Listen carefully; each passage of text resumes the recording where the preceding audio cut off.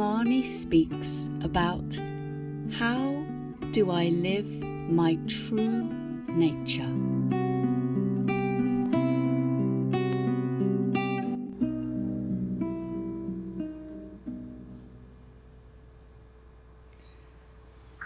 So my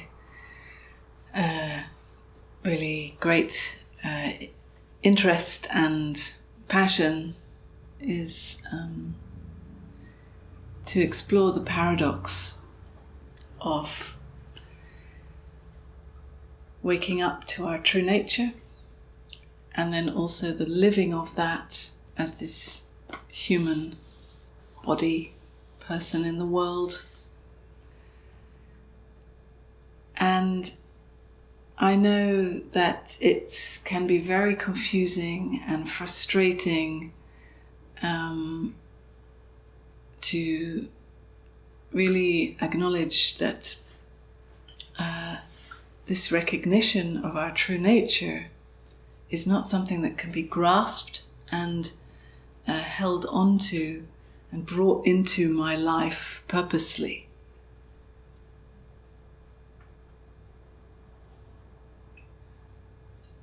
And that's so often what people are doing on the spiritual path, or trying to do. And it's hopeless, really, this trying. And yet it must go on until you lose hope.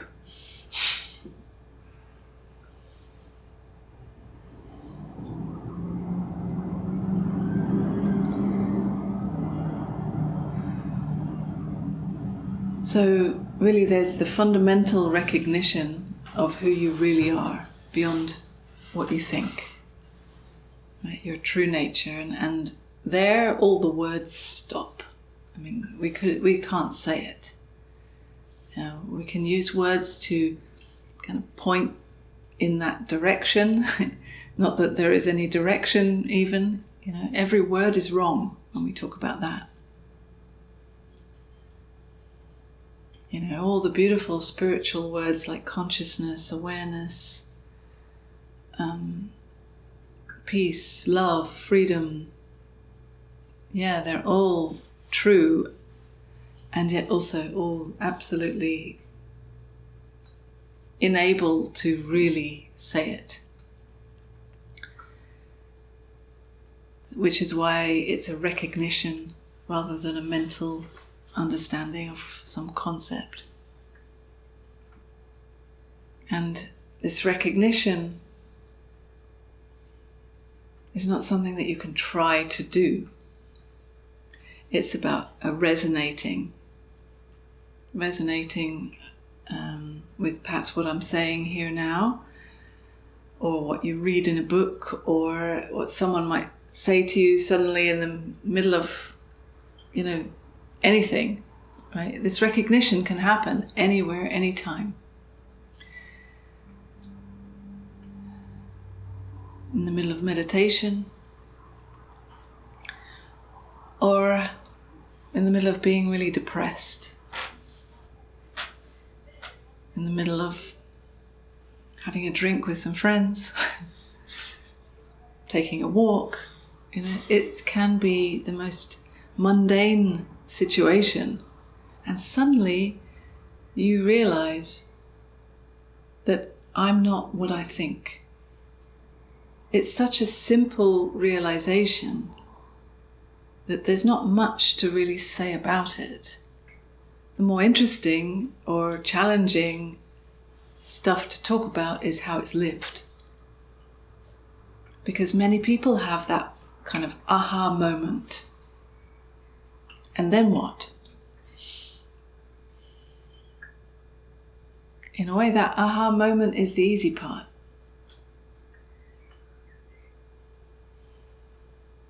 Seeing that I'm not what I think. You might have that moment of recognition, but usually what happens is the thinking comes back in, trying to claim it or do something with it. trying to identify with it as if now this means something about me. This makes me a special person, or I've done something really wrong. It can go both ways, right?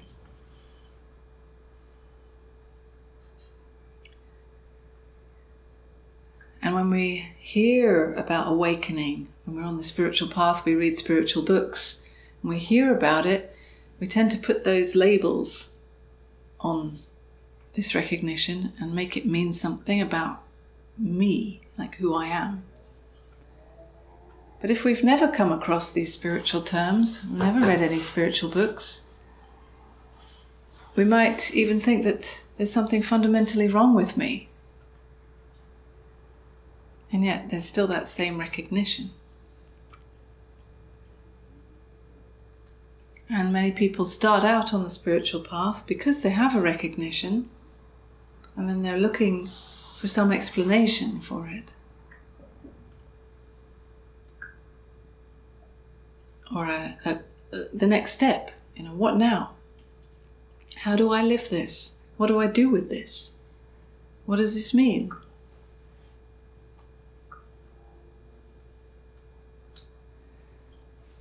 And the living of it,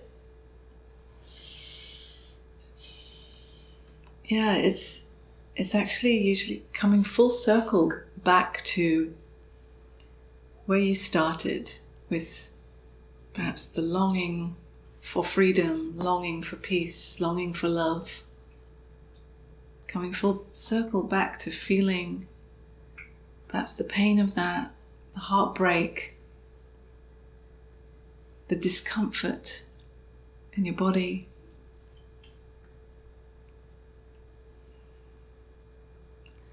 And seeing that although you recognize that who you are is not what you think, it's not limited to this human body, this human body is still here, and it still feels and experiences and thinks. It's not that everything's just wiped clean and then you skip off into the sunset. So I was just talking about how this recognition in a way is the easy part, and the challenge really is how it's lived.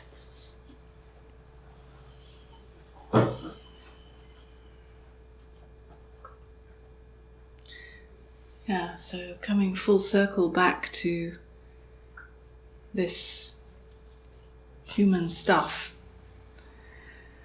which usually for many, if not all, spiritual seekers, this is very disappointing.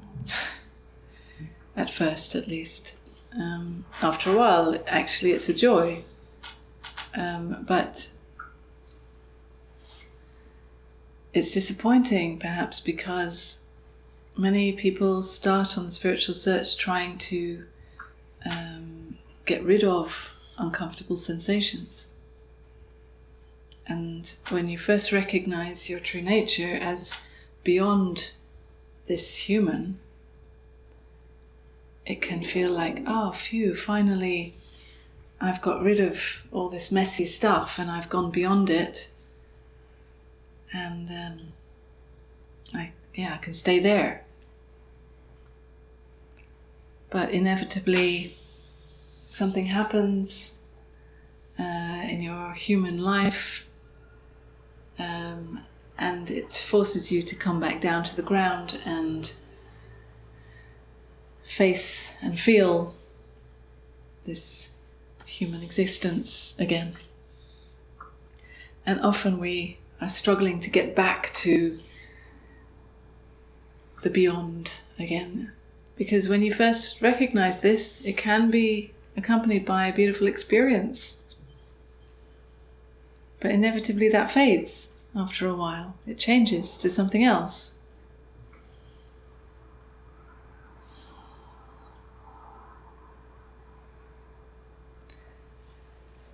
So there's really no escape from this human experience. And the sooner we realize that, the better. Because as long as we're trying to escape and go beyond and avoid, we're just putting it off.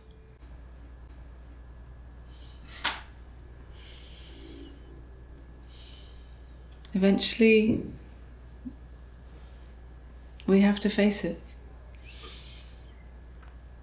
And at first, perhaps it's a matter of crashing to the ground from your blissful, beautiful state, if you have that, and facing the reality of what it is to feel and experience a human body. But also, every aspect of this human existence is in itself an invitation to wake up to who you are, beyond it and in it. See, every experience, even the most simple experience of sitting on the chair right now, it doesn't have to be a special experience, is an invitation to feel what's here. So nothing is denied, it's fully felt, and at the same time know that I'm not limited to the one who's feeling this. So there's all the while seeing that I'm not what I think, and yet in the play of the experience comes all kinds of experiences.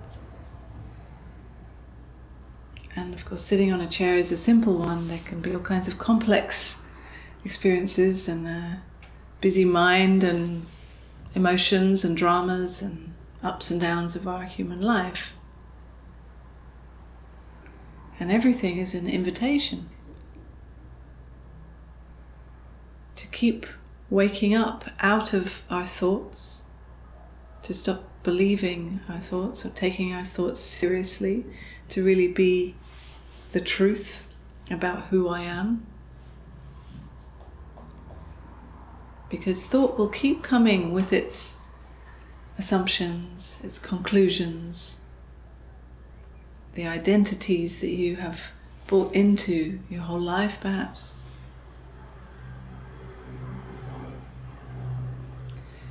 Seeing those, feeling the sensations that arise with those thoughts.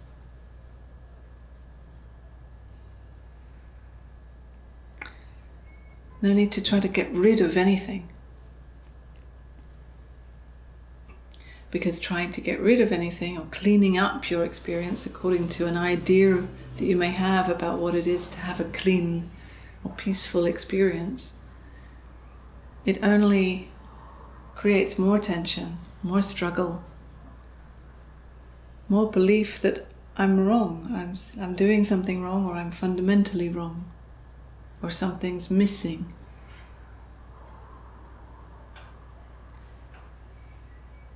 So even if a thought arises, there's something wrong, you don't have to take that thought seriously. You can bring your attention out of the thoughts to the physical sensations and feel perhaps there's a painful sensation when I believe, or when there's a thought that says I'm wrong or I'm missing something. How does that feel in the body?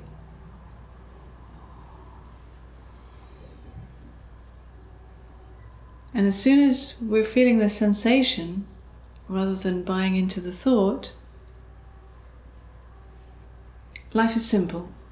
Right? It's just this sensation. It may not be comfortable, but it's simple.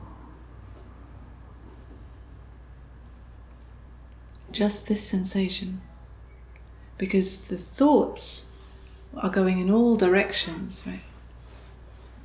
Trying to fix, trying to understand, trying to do, trying to become.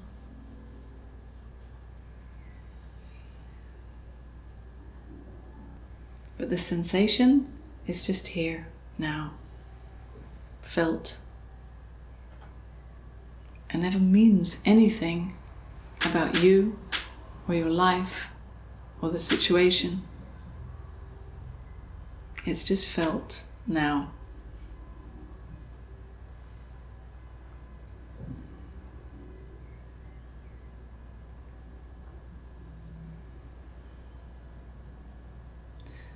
And the felt sensations are always here, you're always feeling something, right? So it's always like an anchor to what is presently appearing, the present experience, to simplicity.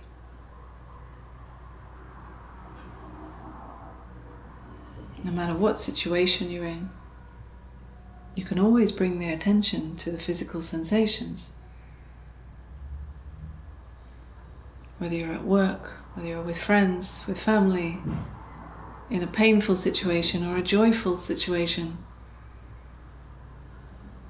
bringing the attention to the physical sensations, this is where the aliveness is.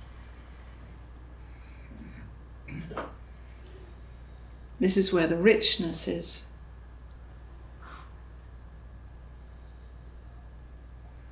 And this is also what we're most deeply longing for. This awakening that is lived in this sensation now.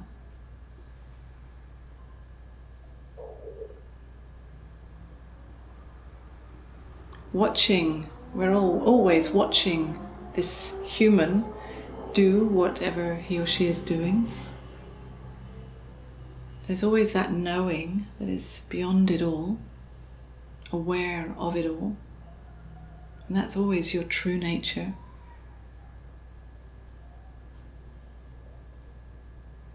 And in that is this human.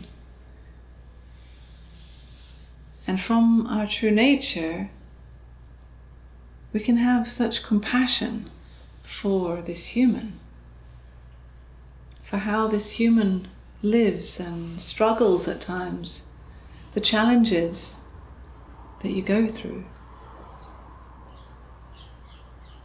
the effort that seems to be made, the protection mechanisms, the childhood traumas, the wounds, all the triggers that come up.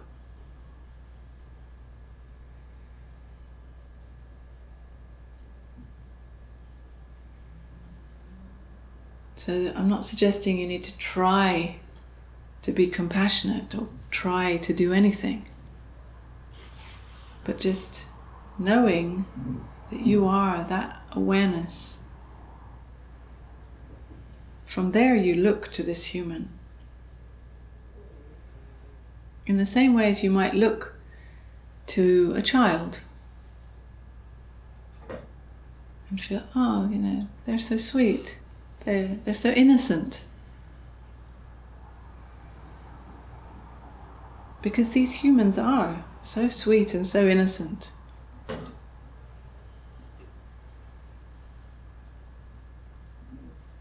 They're just trying their best with the tools that they have. And sometimes the tools that they have are a little distorted because of how they've been brought up or what they've been through in their lives. And from that awareness of it all, from your true nature, you can see absolutely clearly. But the human doesn't always see clearly. And this is that paradox. There can be an absolute clarity and still confusion and blind spots and challenges to face. And it's an endless opening and discovering, awakening.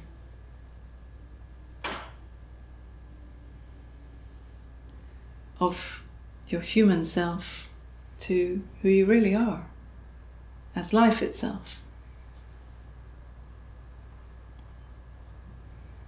Knowing that life itself is living as this human.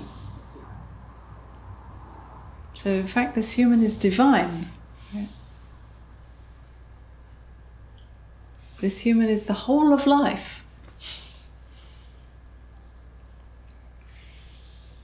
As this one. So in fact there's nothing you could ever do wrong.